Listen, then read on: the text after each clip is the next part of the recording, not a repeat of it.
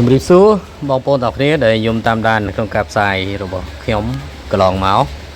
ថ្ងៃនេះខ្ញុំអត់មានអ្វីសម្រាប់ចែកជូនពុកម៉ែបងប្អូនដើម្បីទស្សនាទេក្រៅពីបង្ហាញពីសកម្មភាពរបស់ខ្លួនឯងដែលឥឡូវហ្នឹងខ្ញុំកំពុងតែស្ថិតនៅក្នុងព្រៃសហគមន៍នៅតំបន់ដែនអភិរក្សសត្វព្រៃភ្នំសំកុសស្ថិតនៅក្នុងខេត្តពោធិ៍សាត់ហើយម៉ោងហ្នឹងគឺម៉ោងបាយពេលថ្ងៃគឺខ្ញុំបានត្រៀមបាយប្រអប់ដើម្បីទុកការពារហូបនៅពេលដែលយើងឃ្លាននៅតាមផ្លូវហើយការហូបបាយរបស់ខ្ញុំនេះគឺហូបនៅក្នុងព្រៃបាទហូបនៅលើផ្ទាំងថ្មបន្ទាប់ពីយើងបានដើរថតមករយៈមកសន្ទុះធំហើយមានអារម្មណ៍ថាចុកដៃចុកជើងបាទហើយក៏អត់ភ្លេចទេបងប្អូនអត់ភ្លេចទេបាទរៀបចំបាយប្រអប់របស់ខ្លួនឯងហ្នឹងគិតថាម្ហូបហ្នឹងគឺម្ហូបឆ្ងាញ់របស់ខ្ញុំហើយសម្រាប់ការធ្វើដំណើរផ្សងព្រេងនៅក្នុងព្រៃរបស់ខ្ញុំបាទមានដូចជាត្រីងៀត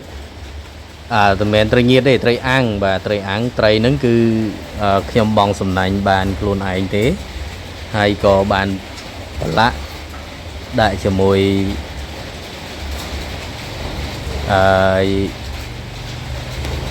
ជ្រក់ត្រពាំងព្រិចបាទ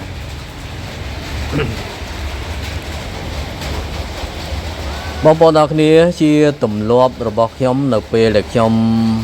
ធ្វើដំណើរនៅក្នុងព្រៃនៅពេលដែលខ្ញុំបាយថ្ងៃត្រង់ហ្នឹងគឺជាទូទៅគឺតពីជីដូនជីតារបស់ខ្ញុំហើយបាទគឺខ្ញុំតែងតែរៀបមុននឹងហូបបាយគឺតែងតែរៀបមកដាក់ស្លឹកឈើមកដើម្បីដាក់បាយបន្តិចទៅហើយដាក់ត្រីបន្តិចទៅដាក់ជ្រក់បន្តិចទៅនិយាយរួមទៅគ្រឿងរបស់ដែលយើងហូបមានទាំងប្រមាណដែលយើងហូបហ្នឹងគឺយើងដាក់មួយមុខបន្តិចទៅដើម្បីថ្វាយជូនលោកតាម្ចាស់ដឹកម្ចាស់ដីម្ចាស់ព្រៃម្ចាស់ភ្នំក្រំថ្មនៅដែលថេរេសានៅទីនេះដើម្បីសុំសេចក្តីសុខសេចចម្រើនលក្ខណៈថាក្នុងចិត្តក្នុងអារម្មណ៍របស់យើងសុំភាពសនុកសុខសប្បាយបាទដោយសារ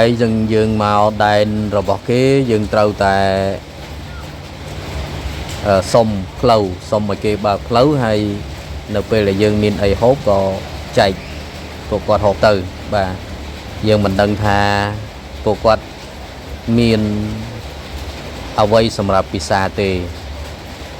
បាទជាទូទៅពួកគាត់គឺខ្សែផ្សោយតែម្ហូបបួសទេប៉ុន្តែវាមានពួកមនុស្សខ្លះក៏គាត់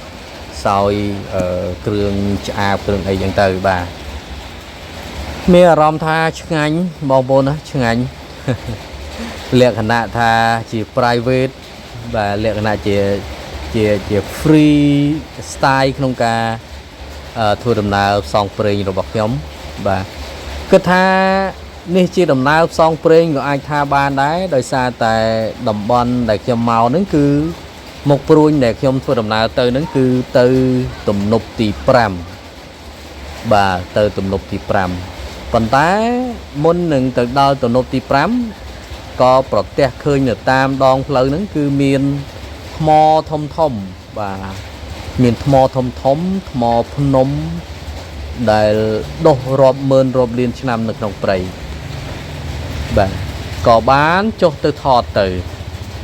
ហ្នឹងហើយបន្ទាប់ពីដើរថតមកសន្ទុះទៅគឺមានអារម្មណ៍ថាចុកដៃចុកជើងហើយស្របពេលដែលដល់ម៉ោងដែលត្រូវបាយពេលថ្ងៃផងក៏ចាប់ផ្ដើមរៀបចំបាយទៅបាទ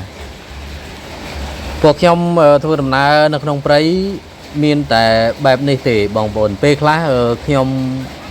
មិនត្រូវការរបស់របរច្រើនទេសម្រាប់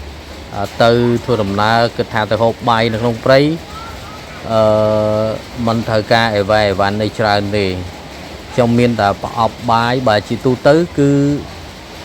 ខ្ញុំធ្លាប់ធ្វើដំណើរបែបហ្នឹងតាំងពីតូចមកហ្នឹងគឺខ្ញុំខ្ចប់បាយតែជាមួយស្លឹកចេកខ្ចប់បាយតែជាមួយស្លឹកខ្លុងទេបាទហើយមានម្ហូបអីបន្តិចទៅបាទហើយនេះគ្រាន់តែជាដំណើរផ្សងព្រេងតែបើសិនជាពួកខ្ញុំធ្វើដំណើរទៅរកសัตว์រកបដិញឆ្កែបដិញអីចឹងទៅក៏ខ្ញុំមិនសូវយកម្ហូបទៅច្រើនទេបាទខ្ញុំយកតែបាយទៅហើយមានអំបិលមានប៊ីចេងអីខ្លះទៅបាទវាជីវិតរបស់ខ្ញុំគឺខ្ញុំធ្លាប់ឆ្លងកាត់ស្ថានភាពបែបនេះគឺវាជាយូរលង់ណាស់មកហើយតាំងពីខ្ញុំអាយុប្រហែលជានិយាយរំទៅធំដឹងក្តីមកគឺខ្ញុំរស់នៅក្នុងស្ថានភាពបែបហ្នឹងតែម្ដងបាទព្រោះអីការជំនាន់ឆ្នាំ8ជាងអីហ្នឹងគឺស្រុកទេសគឺមិនទាន់មានបាយទេមិនទាន់មានកអីបបោហូហៀអីទេហើយគ្រឿងសម្ភារៈប្រើប្រាស់ក៏មិនមានដូចសពថ្ងៃនេះដែរបាទរាល់ការធ្វើដំណើរទៅព្រៃទៅអីចឹងទៅគឺធ្វើដំណើរដោយថ្មើរជើងបាទប៉ុន្តែសម័យឥឡូវយើងមានម៉ូតូយើងមានផ្លូវយើងមានអីខ្វែងខ្វាត់អញ្ចឹងទៅយើងងាយស្រួលក្នុងការធ្វើដំណើរបងប្អូនណា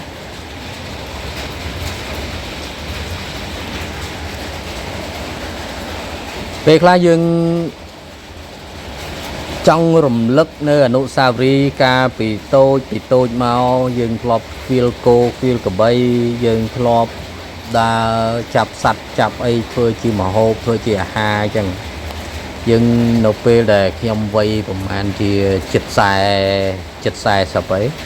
ចឹងខ្ញុំមកឃើញស្ថានភាពបែបនេះខ្ញុំនឹកឃើញថាអារម្មណ៍មួយដែលកាលពីខ្ញុំនៅកុមារភាពខ្ញុំធ្លាប់ឆ្លងកាត់បែបនេះហើយខ្ញុំកើតមកមានលក្ខណៈថាក្រោយសម័យក្របផ្លោងប្រហែលជា2 ទៅ 3 ខែទេគឺខ្ញុំចាប់ដើមកំណើតបាទអញ្ចឹងយើងមិនដឹងថាមុនដែលយើងកើតនឹងឪពុកម្ដាយយើងគាត់រត់គេចក្របផ្លោងក្របកភ្លើងនៅក្នុងរបបសម័យ3 ឆ្នាំ 8 ខែ 20 ថ្ងៃនឹងទេបាទអាឡ័យតាថាអធិប្បាយពុកម៉ែបងប្អូនឲ្យភ្លេចហៅហូបបាយជុំគ្នាអាឡ័យតែញាត់ដាក់ខ្លួនឯងចឹងទៅហើយក៏អាឡ័យតាថាអធិប្បាយក៏ភ្លេចហៅទៅបងប្អូនណាអធិស្ឋានផងអរគុណណាស់ពុកម៉ែបងប្អូនដែលនិយមតាមដានក៏ដូចជាការគោរពអាណិតស្រឡាញ់ខ្ញុំកន្លងមកណាបាទហើយខ្ញុំមានអីល្អខ្ញុំនឹងចែកជូនទៅដល់ពុកម៉ែបងប្អូនទាំងអស់ឲ្យបានទស្សនាហើយខ្ញុំអត់មានអីទេបងប្អូនអត់មានអីទេអត់ចង់បានអ្វីពីពុកម៉ែបងប្អូនទេគ្រាន់ថាចង់ឲ្យតែពុកម៉ែបងប្អូនបានស្គាល់ខ្ញុំបានរាប់អានខ្ញុំបានឃើញខ្ញុំក្នុងការផ្សាយបែបនេះក៏ជាការសប្បាយចិត្តរបស់ខ្ញុំដែរណាបងប្អូនណាបាទហើយឥឡូវសក្រងក៏ចូលពេញទាំងចានបាយហើយបាទសក្រងច្រើនណាស់បាទហ្នឹងហើយពុកម៉ែបងប្អូនវីដេអូហ្នឹងក៏អត់មានអីទេក៏មានតែប៉ុណ្្នឹងឯងណាជូនពរពុកម៉ែបងប្អូនសុខភាពល្អសំណាងល្អគ្រប់គ្នា